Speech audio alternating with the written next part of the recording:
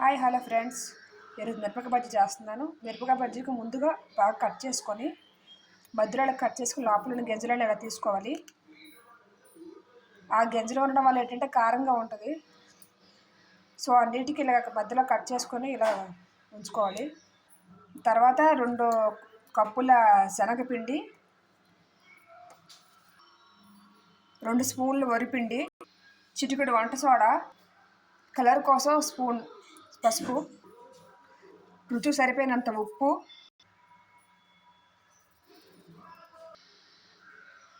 కొంచెం కారం.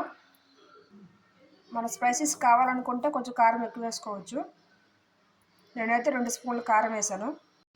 ఇందులో కాస్త వాము ఇలాగ మెత్తగా చేసుకుంటూ చేతికి ఇలా అనుకుంటూ ఇలా వాము వేసుకోవాలి. వీటన్నింటిని ఇలా బాగా కలపాలి.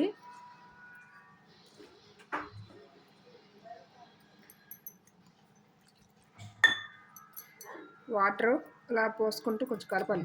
మరి బాగా పల్చను అనుకోండి మనకు బజ్జీ సరిగా రాదు.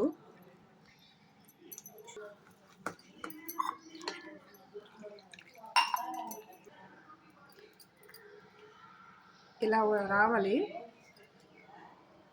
జస్ట్ ఇంట్లో మనకు కొంచెం ఉప్పు కారం సరిపోయిందో చూసుకోవాలి. జస్ట్ గ్యాస్ ఆన్ చేసుకొని కొంచెం ఆయిల్ వేడెక్కిన తర్వాత ఆయిల్ వేడి మనం కట్ చేసుకున్నాం కదా, వీటిని ఇలా ముంచితే అవుతుంది.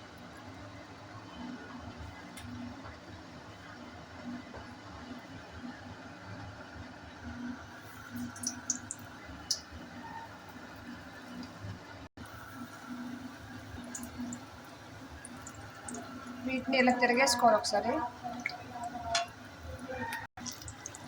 ఇవి ఇలా ఏగుతుంటాయి కదా.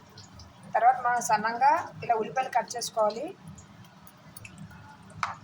దీనిలోకి చిటికెడు ఉప్పు, జస్ట్ కొంచెం నిమ్మరసం,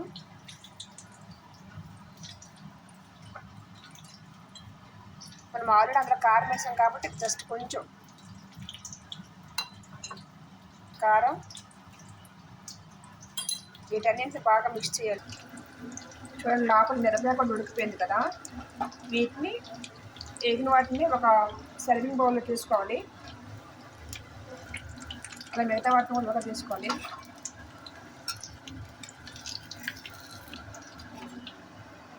అలాగే రిమైనింగ్ పిండిని కూడా మనం వేసుకోవాలి. ఈవినింగ్ స్నాక్స్ భలేగా ఉంటుంది. ఈ వర్షాకాలంలో ఈవినింగ్ అలా అలా తింటే మిరపకాయ బజ్జీనా మజాగా. మనం ముందుగా ఈ స్టఫ్ చేసుకున్న ఉల్లిపాయలని ఈ బజ్జీల్లో వేసుకోవాలి. ఎంతో టేస్టీగా ఉంటుంది మిరపకాయ బజ్జీ రెడీ. ఒకసారి మీరు కూడా ట్రై చేయండి. మీకు ఎలా వచ్చిందో కామెంట్ చేయండి, షేర్ చేయండి, సబ్స్క్రైబ్ చేయండి. Thank you.